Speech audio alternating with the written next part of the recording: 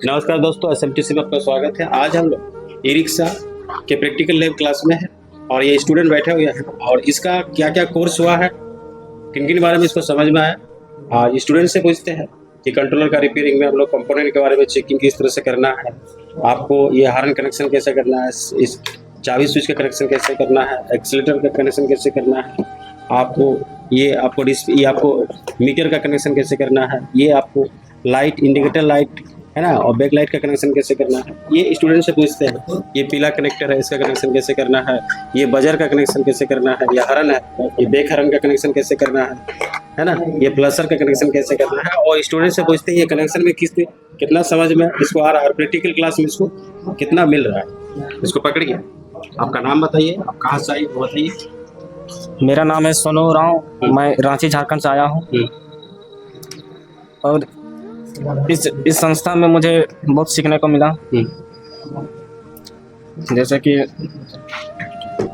जय हॉर्न का कनेक्शन है, ये कंट्रोलर है, कन्वर्टर है, ये चाबी है, चाबी का स्विच, ये बैक हॉर्न है और प्लसर है, ये थ्रोटल है और डिजिटल बोर्ड है और ये स्विच है और ये बैक लाइट है, इंडिकेटर है और ये वायरिंग है, ये मोटर है। तो अभी तक आपको क्या क्या वायरिंग कंप्लीट आपको कनेक्शन समझ में आया? हाँ, लाइटिंग का वायरिंग 12 वोल्ट से हम लोग 12 का अप्रोच जाता है, जैसे कि आपको हॉर्न में जाएगा, इंडिकेटर लाइट में जाएगा, वो कहाँ से 12 वोल्ट बनता है, तो ये कन्वर्टर, इसके बारे में समझिए, इसका कनेक्शन समझिए, इसमें कितना वोल्ट इन कराना है और कितना वोल्ट 8 वोल्ट। ये जो रेड वायर ये कितना वोल्ट इसमें इन कराएंगे, इसमें ये रेड और ब्लैक में कितना वोल्ट इन कराते हैं, और ये पीला वायर से कितना वोल्ट 12 वोल्ट इस पीला वायर से आउट होता है, जो कि आपको प्रत्येक लाइट में जाता है। तो अभी तक आप लोग जो भी क्लास हुआ इसमें आपको कितना समझ तो बहुत हद तक आ गया। इसके पहले आप इलेक्ट्रॉनिक क्षेत्र में थे? कभी भी नहीं थे इस क्षेत्र में।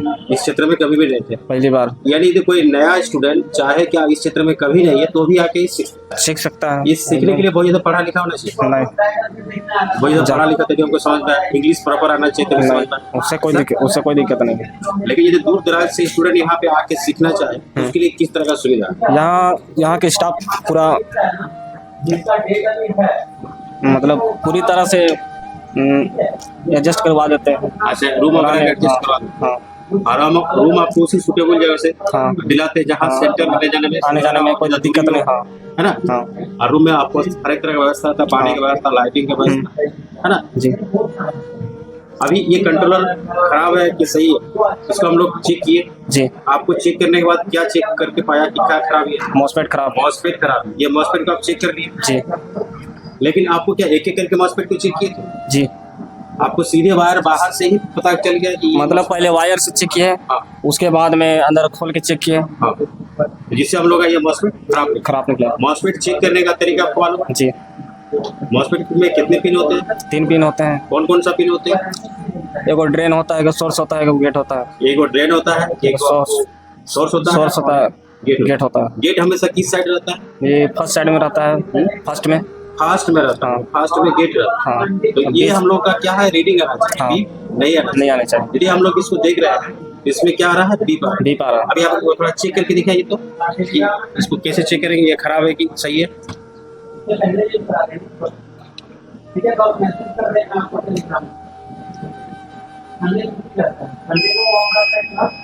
बजर रेंज पे आप लोग रख के देख रहे हैं कि यहाँ पे बीप का आवाज आ रहा है, मतलब ये पूरी तरह खराब है। इस तरह से हम लोग छोटे से छोटे कंपोनेंट, यानी इसमें जितना भी कंपोनेंट लगा हुआ है, इलेक्ट्रॉनिक्स कंपोनेंट, कैपेसिटर्स या मॉसफेट या आपको inductor coil, transistor, SMD component में आपको ट्रांजिस्टर, डायोड, रेजिस्टेंस, इसके बारे में आपको समझ में आ रहा है। यानी एक एक कंपोनेंट के बारे में आपको बताया जाता है कि ताकि किसी भी तरह का यदि समस्या है तो उसको आप रिपेयरिंग कर सकें। और प्रत्येक कंपोनेंट का चेकिंग आपको बताते हैं, वो प्रैक्टिकली आपको चेकिंग समझ में आ रहा है। ये सब मॉसफेट सही है कि खराब है?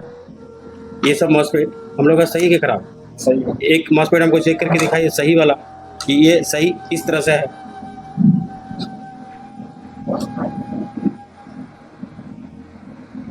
ये रीडिंग आ रहा है, रीडिंग आ रहा है मतलब सही है। इस तरह से हम लोग मॉसफेट को चेक करेंगे। बाकी कंपोनेंट आपको छोटा छोटा कंपोनेंट भी चेक करने आ गया है, उसको पहचानने का भी आ गया है, ये किस तरह दिखता है, कितने पिन होते हैं, कौन सा पिन इनपुट, कौन सा आउटपुट, कौन सा ग्राउंड पिन होते हैं, ये समझ में आ रहा है। यदि आपको यहाँ सेंटर में अदर कोई ई रिक्शा कोर्स करना चाहे तो उसके बारे में आप क्या कहना चाहिएगा? मैं तो बोलूँगा मतलब समय कम है तो यहाँ आके सीख लीजिए। बाहर सीखने में बहुत टाइम लगेगा। बाहर सीखने में बहुत टाइम बहुत time लगेगा, क्योंकि हम लोग ये स्पेशली सामने बैठ के एक एक कंपोनेंट के बारे में बताते हाँ हैं, है ना। और वो प्रत्येक दिन रिपीट होते जाता है, रिवाइज होते जाता है कि स्टूडेंट कितना सीखा, कितना हाँ। नहीं सीखा। यानी पीछे का जो आज बताए वो कल लेके, कल का परसों लेके, इस तरह से उसे पीछे का भी रिवाइज करते हुए चलते हैं हाँ कि स्टूडेंट भूलता भी नहीं इससे और उसका माइंड में भी बैठा रहता है। और यह जहाँ भी यहाँ पे जो भी हम लोग यहाँ पे कोर्स बताते हैं वो रूम में जाके भी देखने का सुविधा, क्योंकि थ्योरी के साथ बताते हैं, हाँ ताकि वो रूम में स्टूडेंट जाके उस चीज को रिवाइज रिवाइज कर कर सके, सके, जिससे उससे उसके माइंड में प्रॉपर बैठा कर सके। बैठ जाए, है ना। हाँ। और वो रिपेयर करने में उसको आसानी हो। हाँ इस वीडियो के आप सभी ने कीमती टाइम देकर देखे, इसलिए आप सभी को दिल से नमस्कार।